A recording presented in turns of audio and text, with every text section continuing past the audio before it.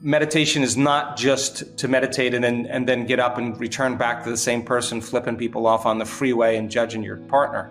That's going back to the old self. Meditation is to prime the brain and body into a new state of being, right? And then maintain that modified state of mind and body your entire day. You got to be able to practice it with your eyes open, that no condition, no circumstance in your environment, no person, no thing, no craving in the body, no wrong choice.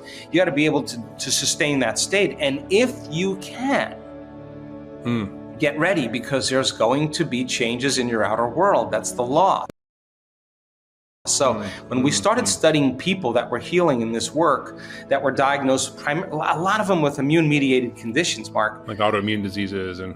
Yeah, autoimmune diseases, from cancer to rheumatoid to everything in between. They noticed that when they started doing the meditations, their well-being came back, but their blood values and their markers never changed.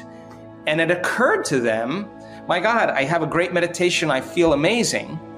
But then when I get up, I return back to the same worrying person. Now I gotta step it up. I gotta make the changes with my eyes open. And when they started doing it with their eyes open, that's when we started seeing the blood values and everything changing. So in our retreats, you can sit as it and get really good at it, but then there's 4 types of meditation. There's a seated, there's a standing, there's a walking, and there's a laying down. And so if you're going to become that person you want to become, you better be able to practice doing it with your eyes open. So we teach people, 1,000, 1,500 people on a beach or in a park. It's really cool to watch. Everybody get that, open their hearts, get in that elevated state and move into a new state of being. And then let's open our eyes. And now let's practice walking with our eyes open as that person. No different than rehearsing for a play, or rehearsing and becoming that person.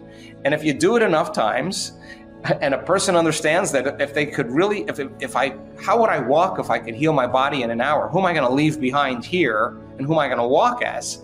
And a lot of people just hit it. And when they do, you see dramatic changes in their health, because they're actually embodying the energy of their future. So we practice sitting, we practice standing and walking, we practice laying down. We practice it all ways because we want the person to become that very person in 1 week. And if they do, our research shows there's dramatic biological markers that change, not small amounts, like thousands. What are you seeing?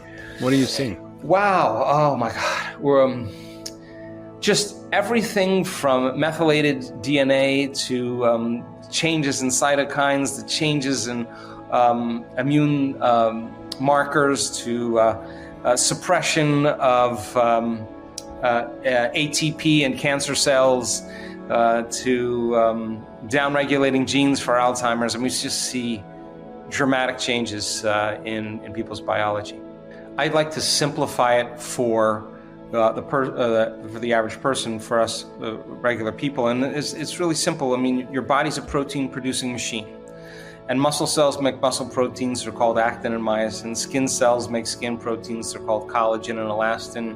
Stomach cells make stomach proteins. They're called enzymes. And every cell in your body except red blood cells makes proteins, and proteins are responsible for structure, holding it together, and function and physiology, how we work. It's messengers, right? But in order for a cell to make a protein, a gene has to be regulated. So they used to say genes create disease. Well, you know this, less than 1% of the people on the planet are born with a genetic health condition. Everything else is lifestyle, it's behavior, it's stress. So then is it possible then that if they say now, well, genes don't create disease, it's the environment that signals the gene that creates disease. Take 2 identical twins. You watch one age dies at 54, the other one lives to 83. They don't even look like the same person, share the same genome. Well, the environment was signaling the gene expression to make certain proteins, and the person develops a different condition because it's the environment that does that. But now here's the problem. But if the environment signals the gene, the outer environment of the cell is the inner environment of the body. And what is that? That's the emotions, or chemical, physical, and emotional balance that we have to maintain.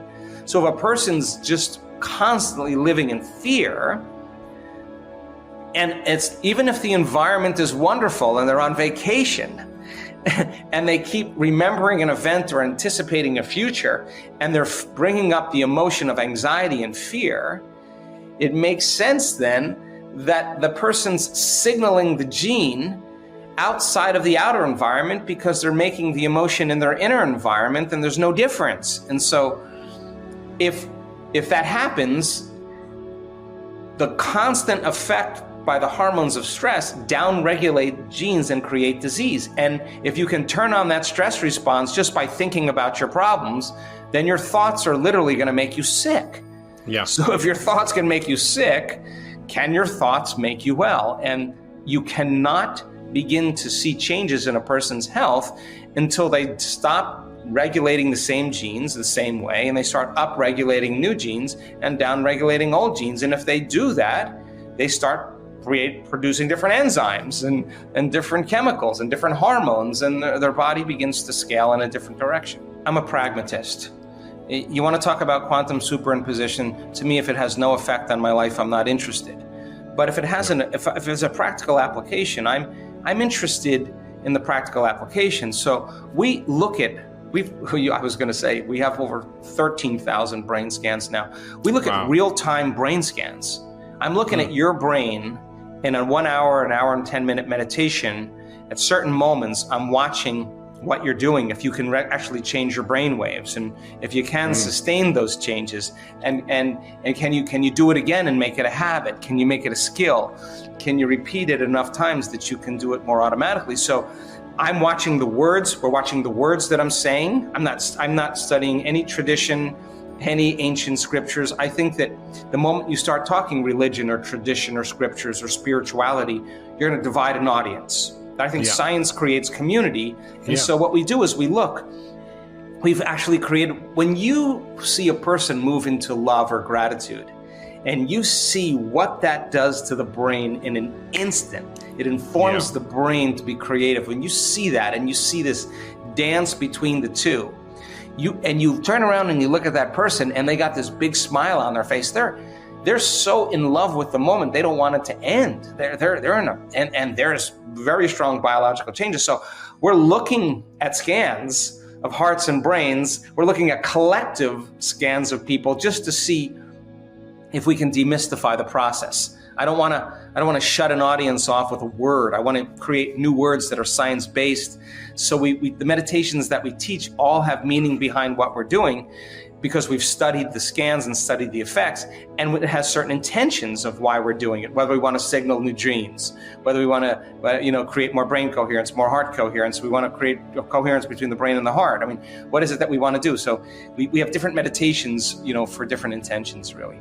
Consciousness is awareness. The moment you become aware of possibilities that you were unaware of, now they exist. And that means that other people can step into those footprints, not just as a possibility, but witnessing the possibility in front of them as truth. Because the person who's standing on the stage, who's talking about how their stage 4 cancer went into remission, and there's no metastasis in any bone PET scan, and you can see the before and after, I'm looking at the audience and everybody is leaning in. You know why? Because they're looking at truth.